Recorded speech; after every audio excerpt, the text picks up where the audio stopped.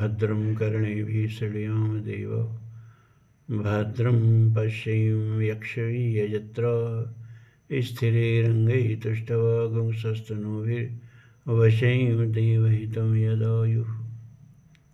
ॐ स्वस्ति नः इन्द्रो वृद्धश्रवाः स्वस्ति नः पूषा विश्ववेदाः स्वस्ति नस्तारक्षो वरिष्ठनेमिः स्वस्ति नः बृहस्पतिर्दधातु। ॐ शन्नो मित्रः शं वरुणः शन्नो भवतर्यमा शन्नो इन्द्रो बृहस्पतिर्शन्नो विष्णुरुक्रमः। ॐ विश्वानि देव सवितुर्दुरतानि पराशु यद्भद्रं तन्नयाशु। नारायणं नमस्कृत्यं नरं चैव नरोत्तमं देवीं सरस्वतीं व्यासं ततो जयमुदीरयेत्। ॐ श्री परमात्मने नमः। धर्म प्राण सत्संग प्रेमी सज्जनों, महाभारत की कथा में वन पर्व चल रहा है और अब कथा आती है राजकुमारी सुकन्या और महर्षि च्यवन की।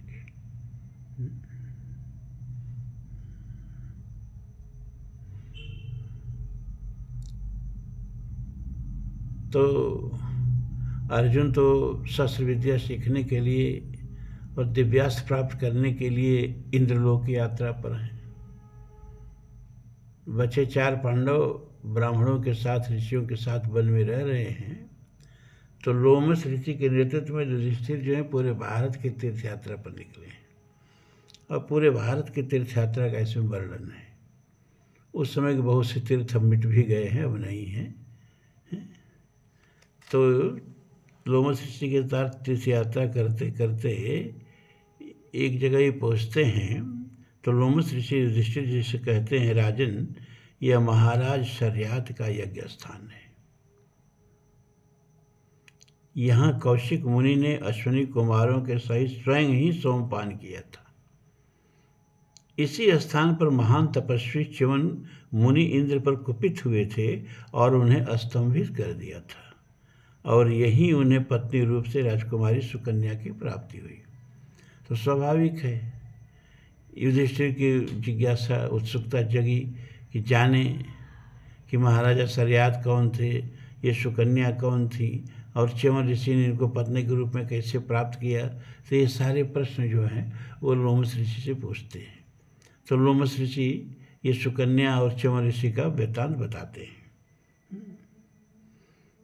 कहते हैं कि महर्षि भृगु का च्यवन नामक एक बड़ा ही तेजस्वी पुत्र था।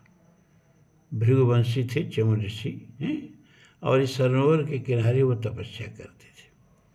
और तपस्या करने में, वीरासन पर बैठ के तपस्या करने में इतने लीन हो गए, उनको अपने शरीर का ध्यान ही नहीं रहा। और उनके शरीर पर दीमकों ने अपना घर बना लिया, बावी बना लिया। यानी जैसे दीमक नहीं किसी चीज़ को चारों ओर अपनी मिट्टी से ढक देते हैं, उस तरह से पूरा शरीर उनका दीमकों ने ढक दिया बावी बना करके। और इधर बहुत काल व्यतीत होने के बाद एक दिन राजा शर्यात अपने हजारों स्त्रियों के साथ, करीब करीब 4000 स्त्रियाँ इसमें दिया है कि 4000 अपनी सुंदर स्त्रियों के साथ और अपनी कन्या सुकन्या के साथ जल क्रीड़ा करने वहीं आए जहाँ ऋषि च्यवन तपस्या कर रहे थे। और इधर सुकन्या जो है घूमने लगी, घूम करके चारों तरफ वन की सरोवर की शोभा देखने लगी और घूमते घूमते अपने सहेलियों के साथ वहाँ पहुँच गई जहाँ ये च्यवन ऋषि तपस्या में लीन बैठे थे और चारों तरफ इनके दीमकों ने बावी बना लिया था। वो नहीं ढक लेते हैं सब मिट्टी का बना बना के, किसी चीज़ को दीमक खा जाते हैं, वैसे इनके पूरे शरीर के ऊपर दीमकों ने मिट्टी का बावी बना लिया था। ठीक है। उस मानवाकार बावी को देख करके सुकन्या के मन में बड़ा कुतूहल हुआ और संयोग से वो बावियों में से 2 आँखें जो च्यवन ऋषि की थी वो चमक रही थी। वो बच गई थी बावी बनने से। बस सुकन्या ने कुतूहल बस एक लेकर के कुश की पत्ती और उसमें डाल दिया, और जब डाल दिया तो च्यवन ऋषि की आंखें फूट गई, खून बहने लगा। अब च्यवन ऋषि तपस्या से जगे और बहुत क्रोधित हुए, और क्रोधित होकर के जितने राजा के परिकर थे, राजा के सब सहचर थे और राजा की रानियां थीं, सबका मलमूत्र बंद कर दिए अपने तप तेज से। तो सबको बड़ी पीड़ा हुई, सब लगे घबराने। तो राजा सरियात आकर के साष्टांग दंडवत करते हैं च्यवन ऋषि से और कहते हैं कि कन्या के अनजाने में किए गए अपराध के लिए प्रभु क्षमा कर दीजिए, कृपा करिए हम लोगों के ऊपर। च्यवन ऋषि ने कहा कि आपकी कन्या ने बड़ी धृष्टता की है, और मैं तो अब तभी क्षमा करूंगा जब इस कन्या को मैं पत्नी के रूप में प्राप्त करूंगा। तो क्या करें, राजा ऋषि के क्रोध से बचने के लिए न चाहते हुए भी उस बूढ़े च्यवन ऋषि के हाथ में अपनी कन्या सौंप दिए, च्यवन ऋषि से उसका विवाह कर दिए। सुकन्या भी उनको अपना पति मान के और पत्नी व्रत धर्म का पालन करने लगी, उनकी सेवा शुश्रूषा करने लगी पूरे मनोयोग से। एक दिन अपने आश्रम में ये सुकन्या स्नान करके खड़ी थी और अचानक अश्विनी कुमार धरती पर विचरण कर रहे थे, दोनों अश्विनी कुमार। उन्होंने सुकन्या को देखा तो इसके रूप पर मोहित हो गए और इनको, इस सुकन्या को पत्नी रूप में प्राप्त करने का उनके मन के अंदर लोभ आ गया। तो आते हैं और सुकन्या से पूछते हैं, आप कौन हैं, आपका क्या परिचय है। तो सुकन्या अपना सब परिचय बताती है।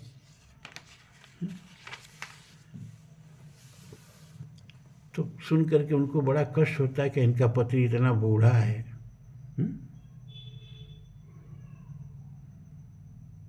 तो उन्होंने कहा कि अगर आप चाहें तो हम आपके पति को सुंदर शरीर प्रदान कर सकते हैं, उनको यौवन प्रदान कर सकते हैं।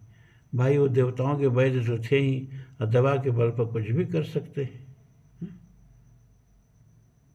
सुकन्या तैयार हो गई इसके लिए। च्यवन ऋषि भी समझे कि मुझे मेरा यौवन मिलेगा, मेरा रूप सुंदर हो जाएगा, तो भी वो सहर्ष तैयार हो गए। तो दोनों अश्विनी कुमार च्यवन ऋषि को लेकर के जल में प्रवेश करते और जल में डुबकी लगा के जब बाहर निकलते हैं तो तीनों एक रूप के हो जाते हैं।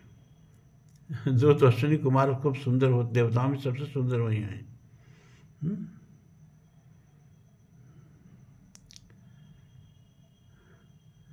और ये जो च्यवन ऋषि डुबकी लगाए थे, ये भी अश्विनी कुमारों जैसे ही एकदम तीनों एक रूप के हो गए। और जब बाहर निकले तो अश्विनी कुमारों ने कहा कि हम तीनों में से किसी एक का वर्ण कर लें। वो समझे कि सुकन्या से भूल जरूर होगी, हैं, और इसी बहाने हम लोगों में से कोई इसको पत्नी के रूप में प्राप्त कर लेगा।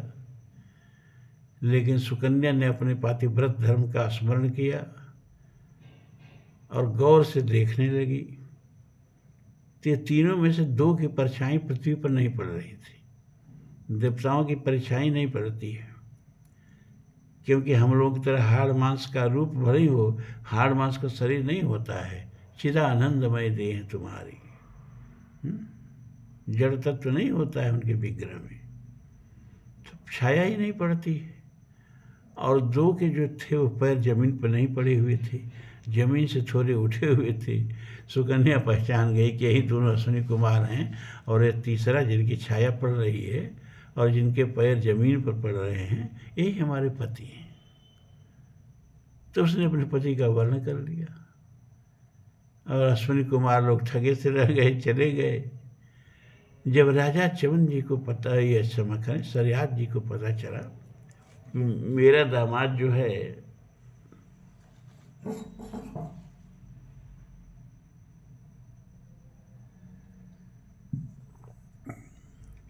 मेरा दामाद जो है वो युवा हो गए, तो बड़े प्रसन्न हुए और उनका दर्शन करने आए। और वहाँ राजा शर्यात च्यवन ऋषि की प्रसन्नता के लिए उनके नेतृत्व में एक यज्ञ करते हैं। च्यवन ऋषि यज्ञ करते हैं। उस यज्ञ में जैसे सोमपान का अधिकार सबको नहीं होता था पहले, तो अश्विनी कुमारों को शूद्र माना जाता है देवताओं में। देवताओं में भी वर्ण होता है, जैसे अग्नि है देवताओं में तो ब्राह्मण वर्ण के हैं। इसके बाद विष्णु हैं, रुद्र हैं, यम हैं, वरुण हैं, मृत्यु हैं, सूर्य हैं। ये सारे लोग क्षत्रिय वर्ण के माने जाते हैं। और कुबेर हैं, वरुण हैं, क्षमा करें, कुबेर हैं, मरुदगण हैं, ये लोग वैश्य माने जाते हैं। और अश्विनी कुमार शूद्र माने जाते हैं। तो शूद्रों को सोमपान का अधिकार नहीं था। लेकिन च्यवन जी कृतज्ञता प्रकट करने के लिए इसीलिए करवाए राजा शर्यात से कि उसमें अश्विनी कुमारों को भी आमंत्रित करेंगे और देवताओं के साथ पंक्ति में बिठा के उनको भी सोमरस का पान कराएंगे। और ऐसा ही हुआ। सारे देवताओं को आमंत्रित किए, इंद्र आज भी आए। उसमें अश्विनी कुमारों को भी देवताओं के पंक्ति में बिठाया गया और उनको सोम रस पान करने के लिए दिया गया। इस पर इंद्र बड़े कुपित हुए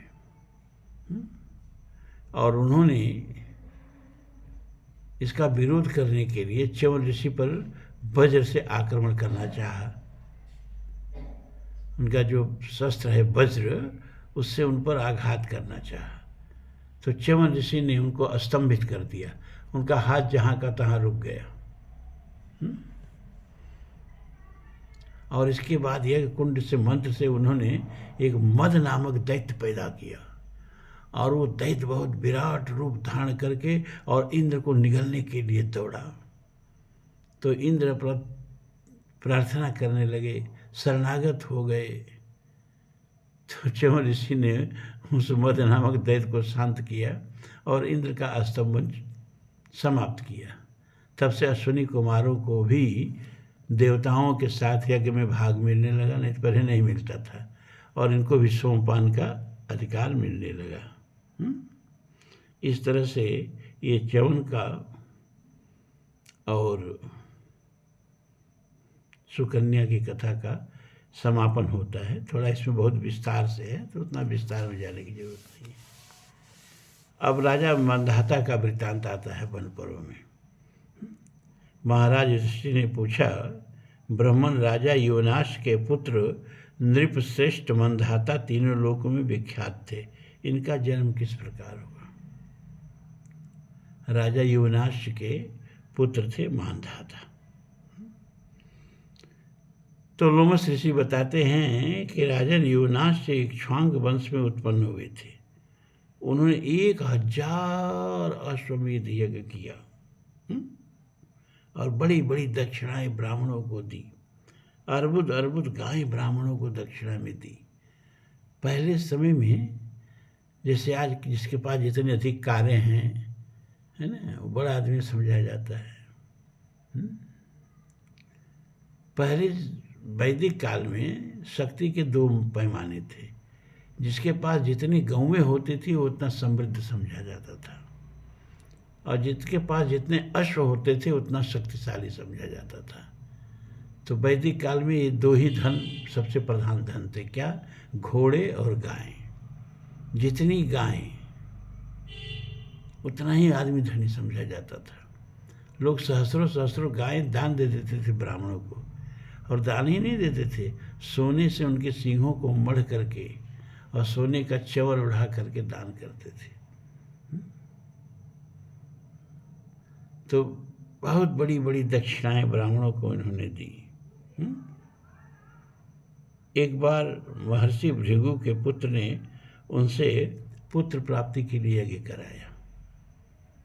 राजा को ये पुत्र नहीं हो रहा था, तो पुत्रिष्ट यज्ञ उन्होंने कराया महर्षि भृगु से। ठीक है, यज्ञ की दक्षिणा लेकर के बैठे, और एक बार उनको रात में बड़ी तेज प्यास लग गई। तो कहीं कोई पानी का प्रबंध नहीं हुआ, लोगों को जगाया, कोई सेवक जगा नहीं, सब यज्ञ में व्यस्त रहने से दिन भर रात को सो गए थे। तो उन्होंने देखा कि यज्ञ मंडप में कलश में जल भरा हुआ है। तो उन्होंने कहा चलो इसी को पी लेते हैं, इसी को पी के प्यास बुझा लेते हैं। तो उन्होंने कलश में भरे हुए जल को पी करके प्यास बुझा ली। जब सुबह हुई, फिर यज्ञ का कार्यक्रम शुभारंभ करने के लिए प्रयत्न किया जाने लगा, तो भृगु महाराज क्या देखते हैं कि घड़ा का जल तो है खाली हो गया है। तो घड़ा का जल खाली कैसे हुआ, ये घड़ा का जल किसने पिया? पता लगाया गया तो राजा ने कहा कि हम झूठ नहीं बोलेंगे, हमको बहुत प्यास लग गई थी, कहीं से कोई पानी का प्रबंध नहीं हो रहा था, तो हमने इस घड़े का जल पी करके अपनी प्यास बुझाई।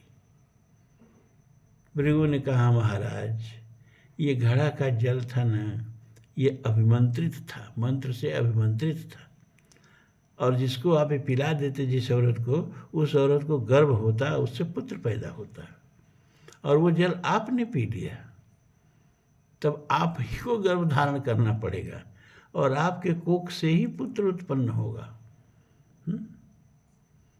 और ये कोई अपवाद नहीं है, बहुत से ऐसे दृष्टांत मिलते हैं जहाँ पुरुषों ने बच्चों का पैदा किया है।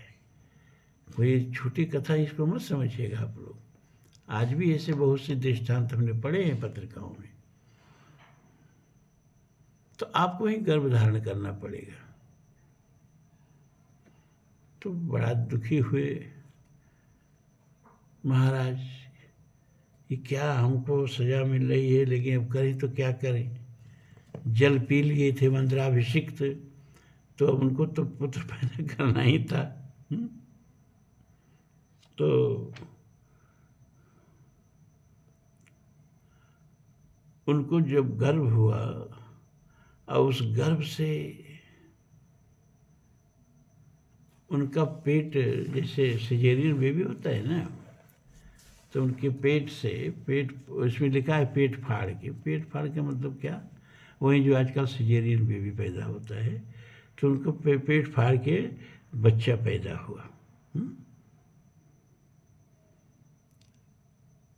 तो अब बड़ा समस्या हो गई कि बच्चा तो पैदा हो गया,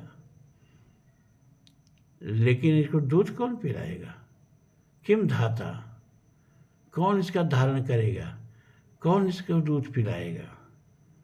तो सारे देवता भी उस यज्ञ में आए हुए थे। तो इंद्र ने कहा माम धाता, और अपनी तर्जनी अंगुली बच्चे के मुंह में डाल दी। मैं इसका पालन पोषण करूंगा, मैं इसको दूध पिलाऊंगा। तो माम धाता कहा इंद्र ने, इससे उस बच्चे का नाम पड़ गया मानधाता। तो मानधाता बड़ा प्रतापी राजा हुआ, सूर्य के समान तेजस्वी था, और उसने हजारों हजार अश्वमेध यज्ञ किए। तो ये मानधाता के पुत्र की उत्पत्ति की कथा इसमें आती है महाभारत में। और अब आता है फिर राजा उशिनर की कथा। नाम आप सुने होंगे उशिनर का। तो तीर्थयात्रा में घूमते घूमते उस जगह पर गए जहाँ रोमस जी कहते हैं युधिष्ठिर से कि महाराज यह सामने उज्जानक तीर्थ है, इसके पास ही यह कुशवान सरोवर है, इसमें कुसुमे नाम के कमल उत्पन्न होते हैं।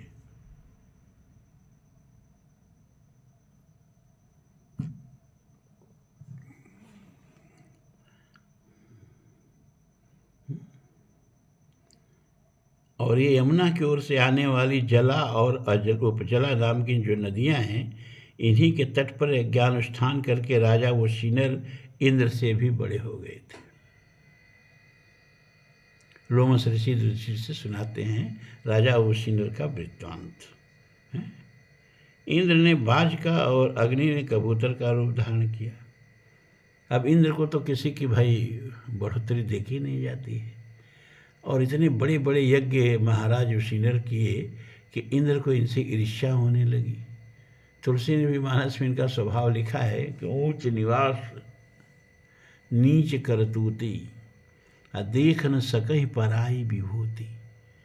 ये इंद्र की नहीं, सभी देवताओं की ही नहीं, सारे बड़े लोगों की आदत होती है।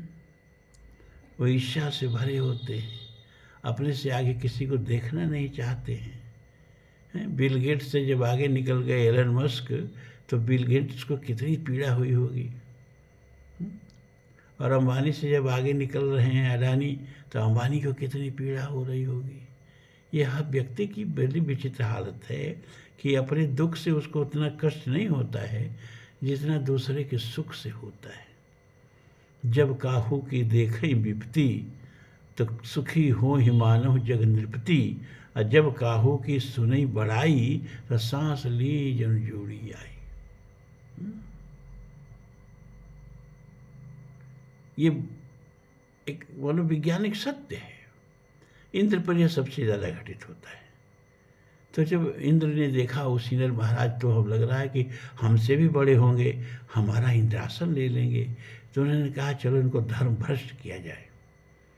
तो अग्नि को बुलाए और अग्नि से कहा कि एक काम करो कि तुम कबूतर बनो और मैं बाज बनता हूँ, और मैं तुम्हारा पीछा करूँगा तुम्हारा शिकार करने के लिए, और तुम जाके उशिनर महाराज की गोद में बैठ जाना।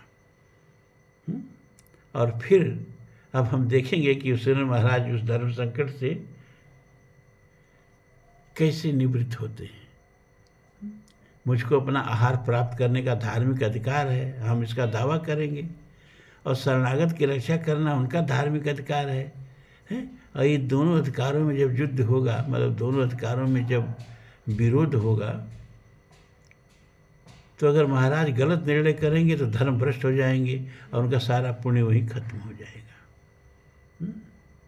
क्योंकि पुण्य तो अर्जित करना पड़ता है ना, लेकिन स्खलित होते हुए देरी नहीं लगती है। जैसे आप टुल्लू से पानी ऊपर चढ़ाते हैं छत पर, तो पानी लगातार टुल्लू चलेगा तो लगातार चढ़ता रहेगा, और 1 सेकंड के लिए टुल्लू बंद हुआ तो सारा पानी नीचे आ जाएगा। उसी तरह से निरंतर सत्कर्म करते रहने से पुण्य खड़ा रहता है। लेकिन एक भी भूल से पाप कर्म हो गया तो सारा पुण्य धड़ाम से वहीं गिर जाता है। इसलिए बड़ी सावधानी से कर्म करना चाहिए। इसीलिए कबीर ने कहा कि झीनी झीनी बीनी चदरिया, क्योंकि आज हम जो भी हैं अपने कृत कर्मों के परिणाम हैं, और आगे जो भी होंगे अपने कृत कर्मों के ही परिणाम होंगे। को न काहु सुख दुख कर दाता, निजकृत कर्म भोग सब भराता। शुभ और अशुभ कर्म अनुसारी, देत ईश फल हृदय विचारी। ईश्वर भी फल देने में स्वतंत्र नहीं है, वह व्यक्ति के कर्मानुसार ही फल प्रदान करता है। तो इसीलिए एक तरह से समझ लीजिए कि कर्म ही आपका ईश्वर है।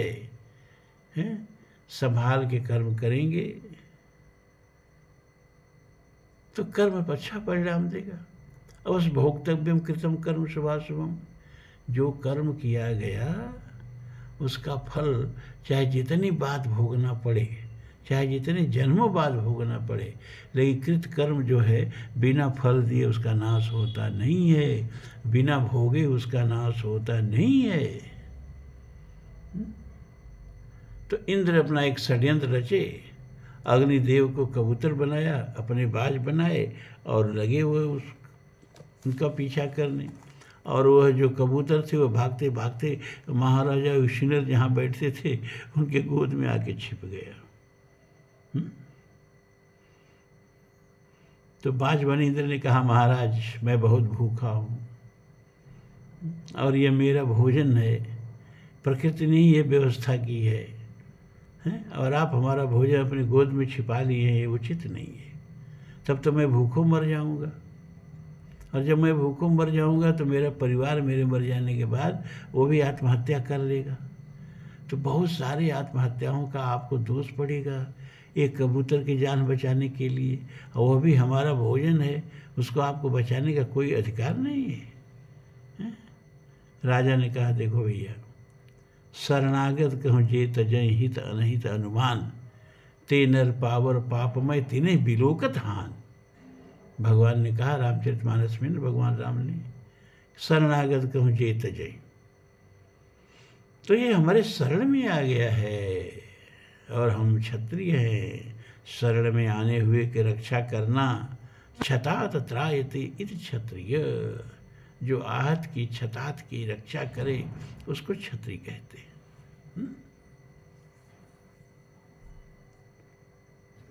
तो इसका रक्षा करना मेरा धर्म है। उसने कहा कि प्रभु, आप रक्षा करना एक धर्म है और अपना भोजन प्राप्त करना मेरा धर्म है, आप मुझे मेरे धर्म से वंचित नहीं कर सकते हैं। राजा ने कहा, नहीं, देखो देखो ये कितना डर से कांप रहा है। अरे जो पुरुष ब्राह्मणों की हत्या करता है, जो जगन माता गौ का वध करता है, और जो शरणागत को त्यागता है, उन तीनों को समान पाप लगता है। ये महाभारत से पढ़ के बता रहा हूं। तो बाज कहता है, राजन, सब प्राणी आहार से ही उत्पन्न होते हैं, आहार से ही उनकी वृद्धि होती है, तथा आहार से ही जीवित रहते हैं। जिस धन को त्यागना अत्यंत कठिन माना जाता है, उसके बिना भी मनुष्य बहुत दिनों तक जीवित रह सकता है, किंतु भोजन को त्याग कर कोई भी जीवित नहीं रह सकता। आपने मुझे भोजन से वंचित कर दिया है, इसलिए मैं जी नहीं सकूंगा, और जब मैं मरूंगा तो मेरा पूरा परिवार मरेगा, और पूरे परिवार के आत्महत्या का पाप आपको लगेगा। एक प्राणी का जान बचा के आप कई प्राणियों के जान के ग्राहक हो जाएंगे। और यहाँ एक बहुत प्रसिद्ध श्लोक आया है महाभारत में कि धर्मो यो बाधते धर्म न सधर्म कुधर्म तत् अविरोधी तो यो धर्म सधर्म सत्य विक्रम। ये महाभारत का बहुत प्रसिद्ध श्लोक है कि जो धर्म दूसरे धर्म का बाधक हो वह धर्म नहीं कुधर्म है।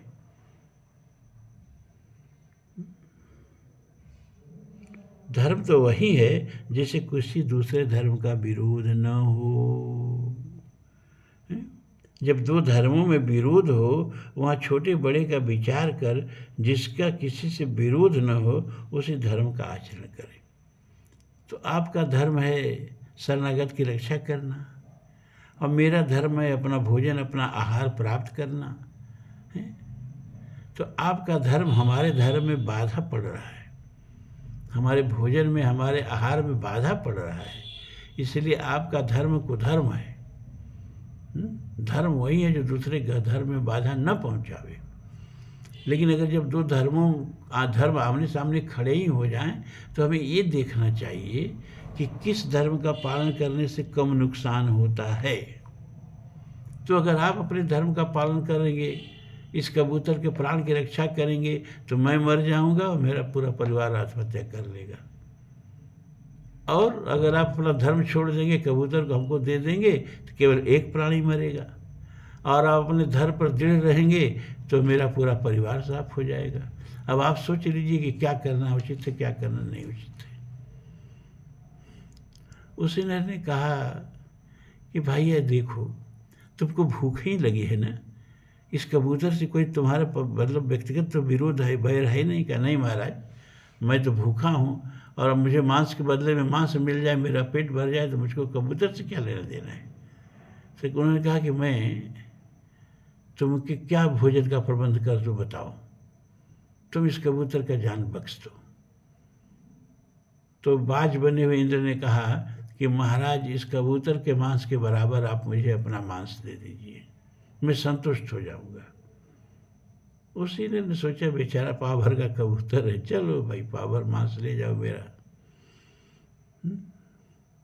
मैं भी अपने धर्म का पालन कर लूँ, तुम भी अपने धर्म का पालन कर लो, अपना पेट भर लो।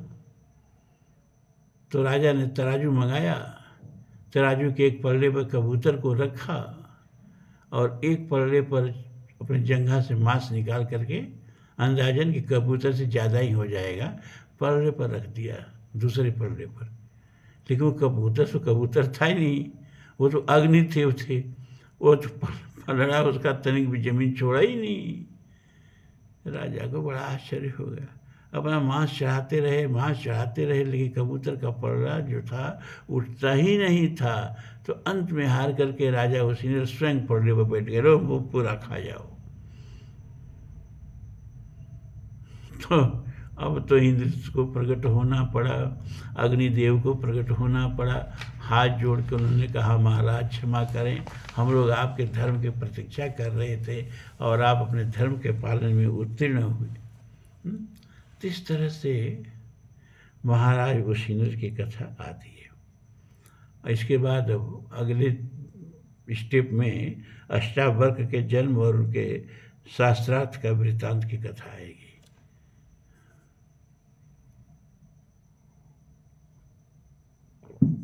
अब ब्रह्म विद्या से सीधे कथा पर आ जाना पड़ता है, लेकिन ठीक है, कथाओं को जानना जरूरी है, अपने इतिहास को, अपनी संस्कृति को जानना जरूरी है, अपने अतीत को जानना जरूरी है। आप लोगों ने ठीक ही याद दिला दिया कि महाभारत की भी कथा चलती रहनी चाहिए। अब आज इतना ही। ओम पूर्णमदः पूर्णमिदं पूर्णात् पूर्णमुदच्यते पूर्णस्य पूर्णमादाय पूर्णमेवावशिष्यते। सर्वे भवन्तु सुखिनः, सर्वे सन्तु निरामयाः, सर्वे भद्राणि पश्यन्तु, मा कश्चित् दुःखभाग् भवेत्। असदो मा सद्गमय, तमसो मा ज्योतिर्गमय, मृत्योर्मा अमृतं गमय। ओम शांति शांति शांति। ओम।